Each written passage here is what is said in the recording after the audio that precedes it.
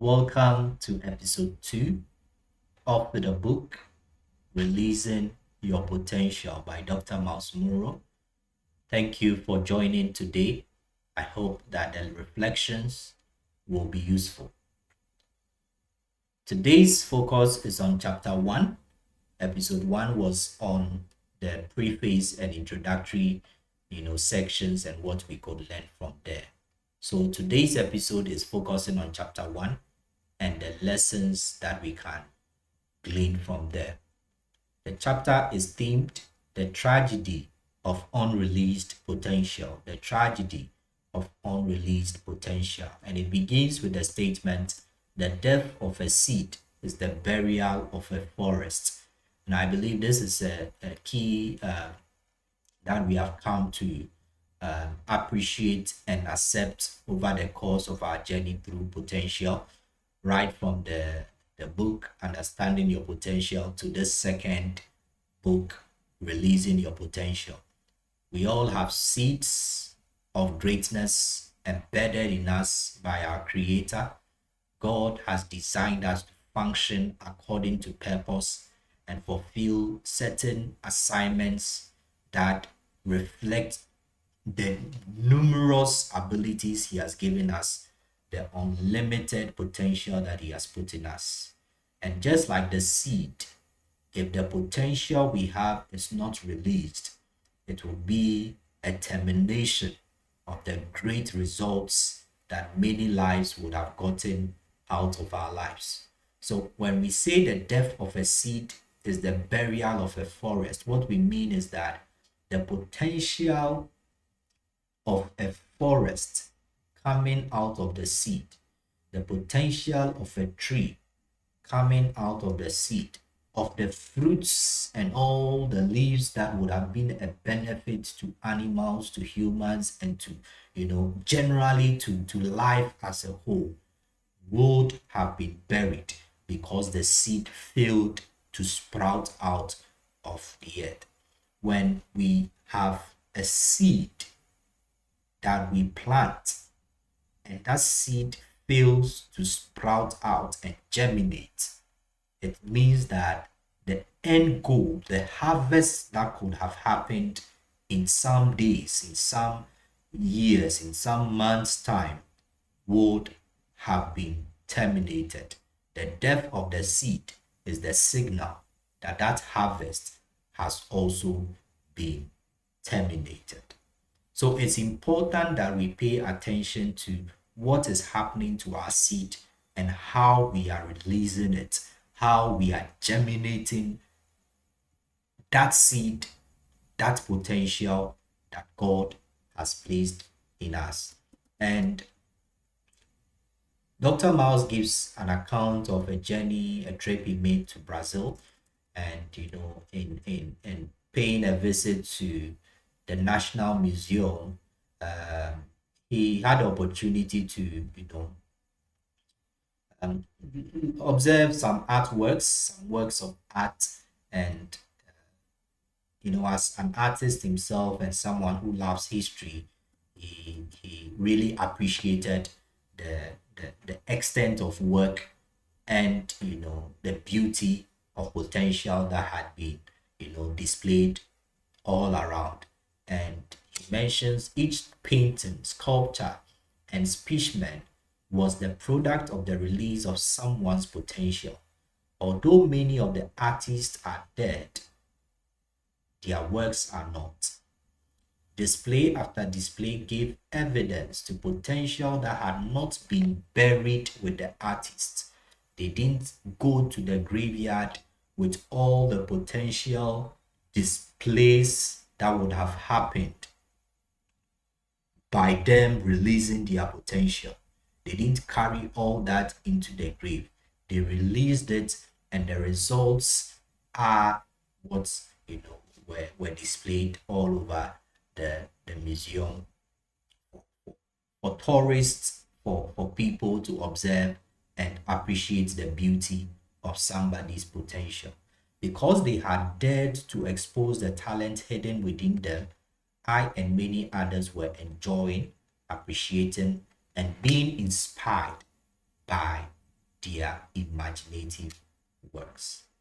So throughout the course of history, we found many individuals who have done a lot in the field of science, done a lot in the field of technology, done a lot in education, in geography, in a lot of aspects of our human society. Many people have taken the lead, many people have taken the initiative, many people have influenced and affected generations and the world over because they were able to tap into the abilities that they had, the great, limitless capacity God had given them by design. They were able to tap into it and release it out into the results that they commanded. And so the evidence of their potential was was seen and is seen in the output, in the harvest that we get out of the seed that was able to sprout forth and be released. Their released potential is the world's inheritance. So in the museums, all those artworks are the release of somebody's potential, somebody's art talent, somebody's gift of drawing released as an inheritance to the world so that others can see it, others can buy it, others can pick it up and use it to change the shape of their room and all that. It has become an inheritance to the world because a seed was not terminated, but it grew out, it sprout forth, and it was able to achieve its original purpose. I believe Earth itself is a museum. Each of us came or comes into this world with an assignment to fulfill. God commissions us to leave for the following generations something from which they can learn and be inspired. And this is something important. Many of us are living our life just thinking about the now and thinking about us, me. But there's something beyond you. There's something beyond just your family. There's something just beyond living every day, to yourself. God has placed in you something that will be beneficial to your next door neighbor, that will be beneficial to a child or somebody outside your generation. There is something God has placed in you, whether it is in the realm of leadership, in politics, in education, in business, or in just being someone who is altruistic, helpful, someone who speaks, words of encouragement to others. Whatever it is, God has given it to you so that you will be able to leave a mark on this generation and many that will come after you, so that your grandchildren will come and benefit from an influence that you had on your children and your children's children. There is a generation yet to come that should be benefiting from what God has planted in you. There are some people long gone, but the attitude they had, the positive attitude, a character set that they had, that was so encouraging, that was so endearing, left a mark on their families, their societies, communities, their nations, and many generations after hear of them because they were good people, not because they had a lot of money, not because they were able to change the world with their power, so to speak, but because of a certain trait that they so much honed, they so much nurtured and made themselves so valuable to others that even beyond their death, they are still remembered because of that particular trait or character. So there's something unique about you that God has set in you, and He has commissioned you to live for the following generations, something that they can learn and be inspired by. The abilities to complete the assignments that God has given us lies within us. And this is something we discussed at length when we look through the book, Understanding Your Potential. The tools are natural gifts, talents, and ambitions. God has given us the necessary tools. He has given us all that we need, all the resources, because he is the source of our potential, and he's limitless. He's omnipotent, always powerful, always full of potential. So he has given us without limit all the ability that we need. And when you look through the history of mankind, you will see how important many people have been, because they were able to tap into their potential, the gifts and the ambitions that they had, and they were able to maximize it and release it to their world. Unless you accept the responsibility for activating your abilities, the next generation will enter the museum of life and notice a vacant space in Earth's display. And this is something that goes back to one of the key highlights of understanding your potential, where we mentioned that it's not enough to just have a wish. It's not enough to know that you have potential. It behoves on you to take personal responsibility and take actions that will ensure that the abilities that are in you, you are able to stir them up, you are able to activate them and use them. It takes action. It takes a process of dedication to nurturing the talents, nurturing the gifts that you have as God grants you grace. And Paul says that I am what I am by the grace of God, not because of myself or anything and all that. Yes, I know, God has been good to me, and he has given me many abilities, but I am what I am by the grace of God. And he goes ahead to say that, and it's not that I made the grace of God, of non-effect. I labored than all the others. I labored more than all the others. So in knowing his ability, in knowing the call of God upon his life, the Apostle Paul says that I took action. I needed to activate all that God had deposited in me as an apostle to the Gentiles. I labored more abundantly than all the apostles before me. I'm not bragging, but it is the fact. I put in effort. I did my best day and night. I was doing the work. I was giving it my all. Scripture says, have you seen a man who is diligent in his work? He will not serve mere men, but he will serve before kings. So unless you accept the responsibility for activating your abilities and ensuring that they are used, they are released, in the museum of life, we will come and we will not see your painting and your sculptures on the wall. So although you had what it took, you had what it takes, you had all the abilities, you were not able to produce any results, any paintings, any artworks that would deserve a place on the walls of life.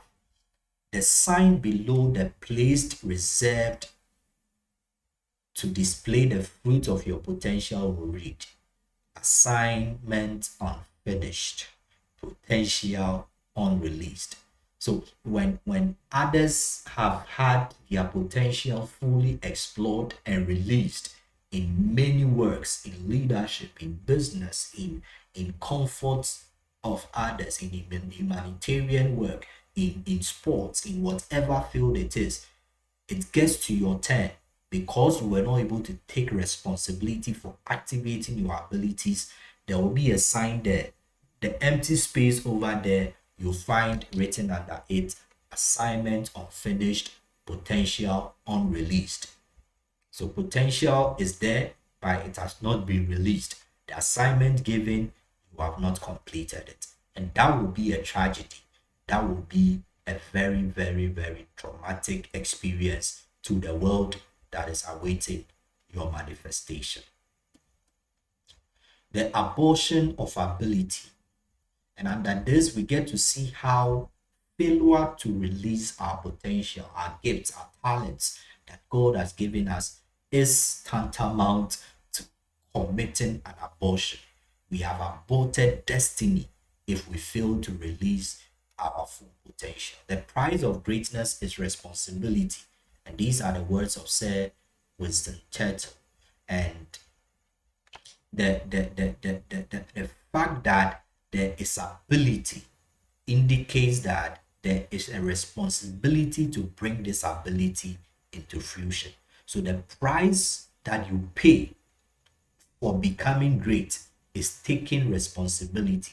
And one of the key things from the previous book, Understanding Your Potential, was the fact that we need to place a demand on our potential. You need to ask certain demands of your potential, and that is what will move you to really work it out. That is what will move you from your comfort zone, so that you take opportunities to make yourself better and to produce after what God has deposited in you.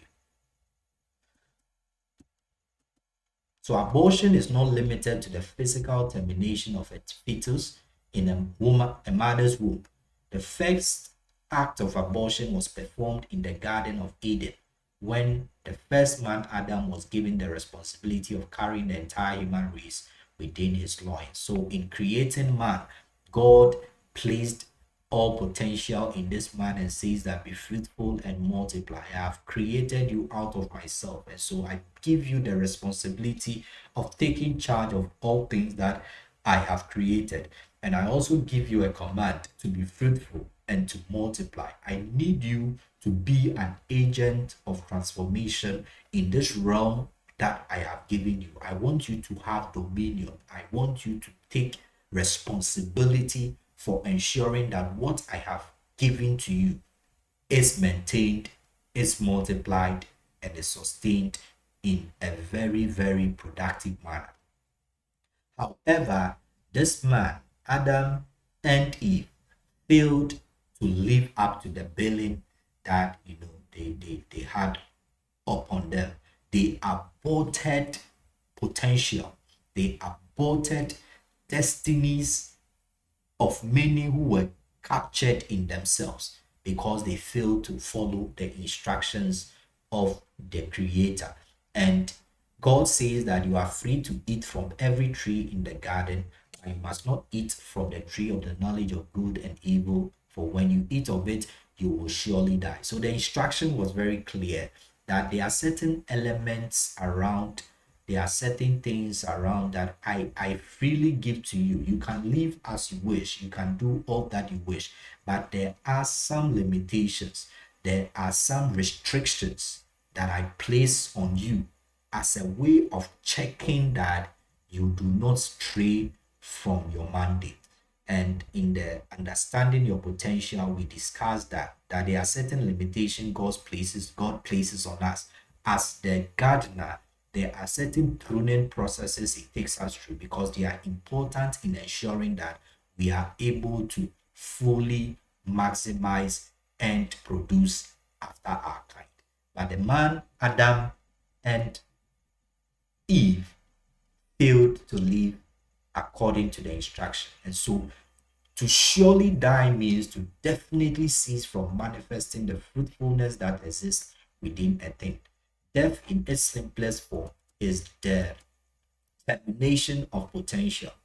To abort means to terminate life before its full potential has or can be realized, before the person, animal, plant, etc., is given an opportunity to fulfill its full potential. And it's unfortunate that many parents, many individuals, many leaders have contributed to the abortion of other people's potential. Parents and people, caregivers who have become the voices of critique in the lives of their children, in the young ones, insults and a lot of negativity concerning this child, and this child grows with a lot of voices that dampens their spirit, a lot of depression upon them even from childhood, because they've suffered a lot of verbal abuse, they've suffered a lot of image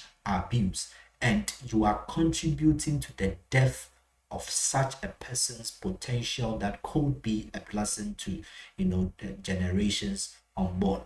So we need to be careful how we are contributing to the death of another person's destiny. You if you fail to live according to um, God's instruction, if you fail to live as someone who is a fruitful, individual, someone who is contributing to multiplying talents, multiplying the gifts of other people, you are become an abortion, agent.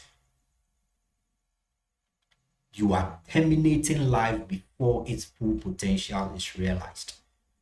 And thank God we have many men and women throughout the course of history in my personal life, and I believe in your life as well, who found young people, found other individuals, and believed in them and encouraged them and gave them opportunities. And these people that they gave opportunity to encourage turned out to be one of the best things that ever happened to their society or to their world.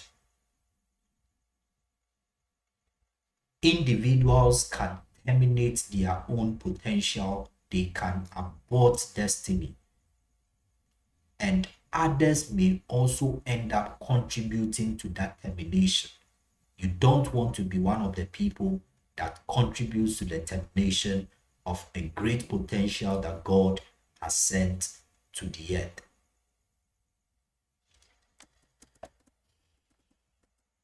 Genesis 12, the verse 2 to 3 says,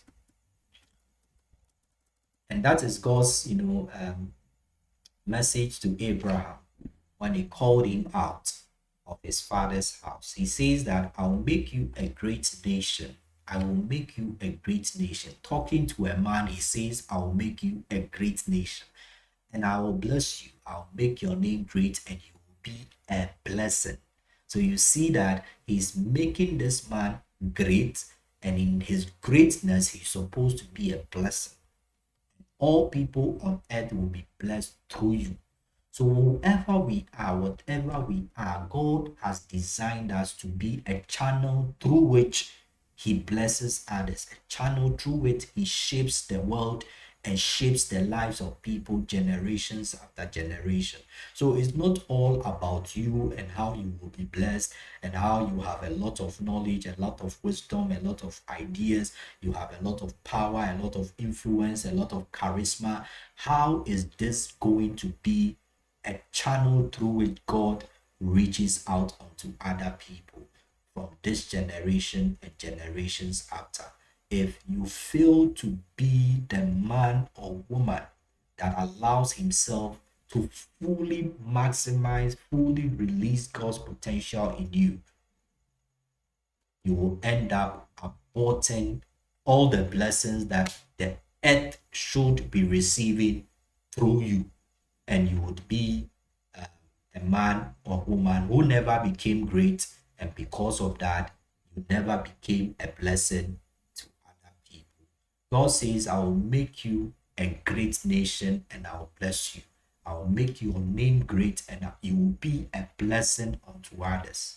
If you never become great as God has already declared and designed you to be, then you are causing an abortion of the future. Abortion is the ultimate tragedy. It robs life of its essence and denies the future of its values. Sometimes abortion of the future, abortion of destinies, abortion of potential is as a result of ignorance. God says that for the lack of knowledge, my people perish. For the lack of knowledge, my people perish. Not any other people. My people perish because they lack knowledge. They do not know the potential, they do not know the abilities they have, and they do not know the purpose for which they are here. So it's just like you have the product and you don't know what the product is supposed to do. You don't know what abilities it has. And so at the end of the day, you either underuse it or misuse it or never use it at all. So you would have aborted the capacity of that product because you have no knowledge or you are ignorant of its capacities. Abortion is the ignorance of responsibility and the denial of obligation. Abortion is self-comfort at the expense of fruitfulness because all abortions sacrifice responsibility. The abortion of potential condemns the future.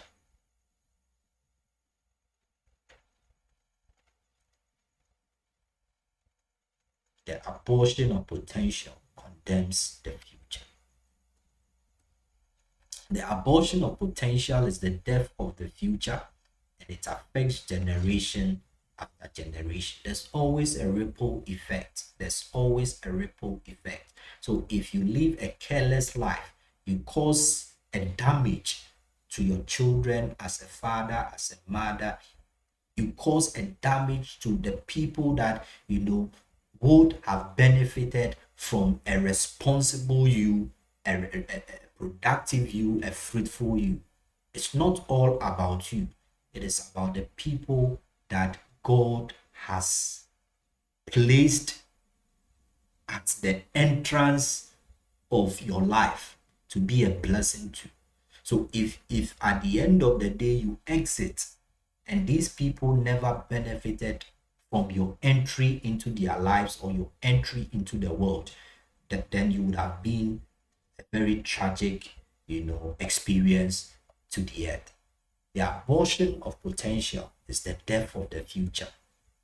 It affects generations after generation. And let's hear what Paul says in Romans 8:18 to 19. I consider that our present sufferings are not worth comparing to the glory that will be revealed in us. The creation waits in eager expectation for the glory of the sons of God to be revealed. So there's potential in us, there's capacity in us, there's a harvest, there's an outcome that God is expecting because he knows what he has placed in us. He wants to show forth his glory to the earth, to the world through us. We have become the conduits of his glory. And so when he looks at us, he sees himself within us and he sees us becoming all that he has said we will become. So notwithstanding the pressure, notwithstanding the present sufferings that we may go through, Paul says that it cannot be compared to the glory that will be revealed. Potential, as we mentioned before, is what could be rather than what is. And when we started with this particular book, we mentioned that we are considering another principle, which says that the principle of receiving and releasing. So in understanding your potential, we were walking by the principle, the potential principle, what could be rather than what is. In releasing your potential, we are looking at the principle of receiving and releasing. And in all of this, the present suffering, the conditions that are difficult, the comforts that you wish you had, what we would call your comfort zone, because neglecting it for the sake of fulfilling your potential cannot be compared to what you would gain by just being lazy or not failing to take responsibility. You want to give it your all, because the outcome of sacrificing your comfort, the outcome of going through the pain, is that there's a glory that will be revealed. And that glory is much more important. That benefit of a forest that will be coming forth, of a fruit, of a branch that would become a shade to the lives of many, far outweighs the current pain, the current suffering that we are going through. If you fail to take that decision of stepping beyond the present suffering, you would have aborted the future. How many children yet unborn were destined to sing the song you have never written? How many businesses are there that were never started because the one who had the potential to set them into motion failed to do so? You can imagine all the social media, all the softwares, all the tools that we use that have made life much easier. Imagine that the individuals that came up with them never did. Probably they never took their ideas too seriously, or they were all lazy about. That potential would have been buried. That future, which is what we are enjoying now, would have been aborted. So the tragedy of unreleased potential is serious, and you don't want to become someone who contributes to one of the traumatic experiences that the world will go through. You don't want to be a tragedy to the world by not being able to release your potential. We'll end with this final statement. It is the awesome realization that if your potential is not released, it will affect this generation and all the generations of man yet to live. Even creation will testify against you. If you abort your potential, you will be guilty of robbing the world of the treasure you came to this planet to deliver. The fact that you were born is evidence that God knew Earth needed the potential you are pregnant with. So, wherever you find yourself, no matter who you are, your status in society, no matter where you are reached, no matter the suffering, the present suffering you may be going through, always remember that God brought you here for a purpose. He knew that the earth needed the potential that you have. And that is why He allowed for your birth to happen. You don't want to abort the future of many individuals. You don't want to abort the destinies of many generations here and yet to be born. Creation will testify against you if you fail to unearth your potential and release it. If you fail to maximize all the ideas, the gifts that God has given you, the creation will testify against you, because the scripture says that all creation is waiting for the manifestation of the sons of God. So if you fail to manifest, you would have disappointed the creation. You would have disappointed all the individuals, all the animals, so to speak, that would have benefited from the fact that you were able to use your ideas to set up that business. You were able to use your charisma. You were able to use your traits of leadership to lead many people into a positive light, or you were able to use all your wisdom, all your intelligence and creativity to come up with things that benefited the world and benefited many individuals. That you were able to use that trait of care, that trait of sharing in the pain of others, your compassionate self. You were able to build on that to set up a humanitarian agency or NGO that was able to help many children. If you fail to use your potential, if you fail to use your skills and talents and gifts that God has given you, creation will testify against you. You don't want to abort your potential, because if you do, you would have aborted the future of yourself, of your family, of your children, of your unborn children and grandchildren, and many generations that you will never meet. What are the principles of the chapter? Number one, we have come to appreciate that your released potential is the world's inheritance. Your released potential is the world's inheritance. So if you are able to use all that God has placed in you, the gifts, the ambitions, the talents He has given you, if you are able to maximize it and release it in producing results, then you would have given the world some inheritance to remember you with. You came into the world pregnant with unlimited potential. Number three, you are capable of much more than you have already done. Number four, creation's destiny is tied to the release of your potential. Finally, the fact that you were born is evidence that God knew Earth needed the potential you are pregnant with. Beloved, this is the end of chapter 1 and the reflections thereof. I believe that there's a lot that we can learn from this brief reflection. And one thing that I want us to carry away is the fact that if we fail to release our potential, creation will testify against us. I do not intend to abort my potential. I know there's more that God expects me to be able to do because He has placed a lot in me.